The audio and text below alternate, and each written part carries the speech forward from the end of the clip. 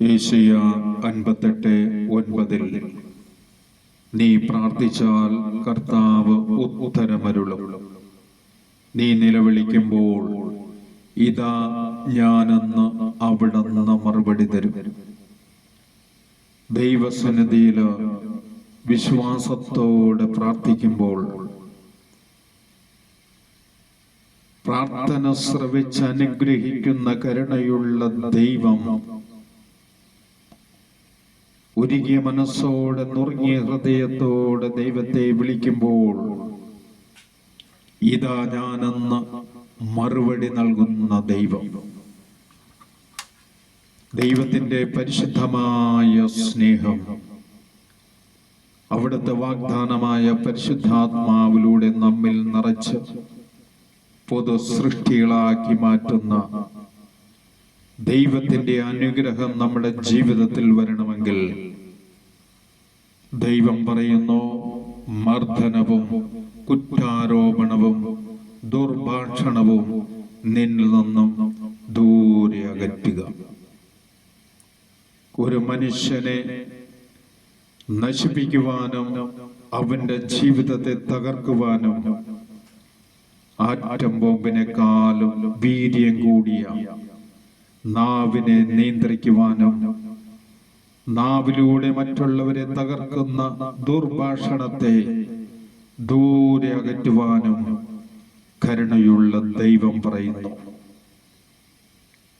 ദൈവത്തിന്റെ ശക്തിയേറിയ ജീവൻ നൽകുന്ന അനുഗ്രഹം ചൊരിയുന്ന ദൈവത്തിന്റെ വചനത്തെ വിറയലോടെ സ്വീകരിച്ചുകൊണ്ട് ആ സ്നേഹത്തിൽ നിറഞ്ഞുകൊണ്ട് പ്രാർത്ഥിക്കുമ്പോൾ ദൈവാത്മാവിലൂടെ നമ്മുടെ ജീവിതത്തെ അവിടുന്ന് അഭിഷേകം ചെയ്യുന്നു.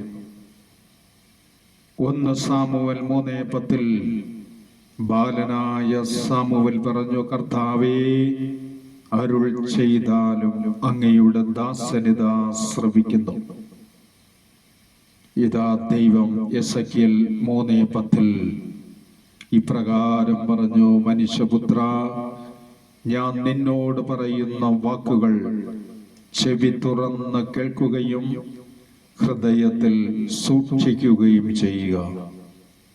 പ്രിയ ദൈവജനമേ, ദൈവത്തിന്റെ മുൻപിൽ പ്രാർത്ഥിക്കാനിരിക്കുമ്പോൾ നമ്മുടെ ഹൃദയം ശുദ്ധിയുള്ളതാകട്ടെ. നമ്മുടെ നാവിൽ നിന്നും ദുർഭാഷണം ഇല്ലാത്ത ഒരു നാവായി നമുക്ക് ദൈവത്തെ സ്തുതിക്കാം.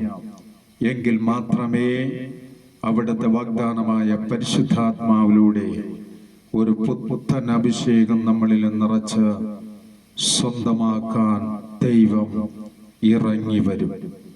എവിടെയായിരുന്നു കൊണ്ട് നാം പ്രാർത്ഥിക്കുന്നുവോ ആ പ്രാർത്ഥന ശ്രവിച്ചുകൊണ്ട് സ്വർഗം വിട്ടിറങ്ങി അരികിൽ വരുന്ന കരുണയുള്ള ദൈവത്തിന്റെ സ്വർഗീയ സ്പർശനം നമുക്ക് ആവശ്യമാണ്.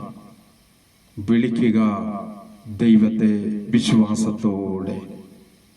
എല്ലാം ദൈവസന്നിധിയിൽ സമർപ്പിച്ചുകൊണ്ട് ദൈവാനുഗ്രഹത്തിനായി നിത്യവും പ്രാർത്ഥിക്കുക. Praise the Lord. ഹല്ലേലൂയ.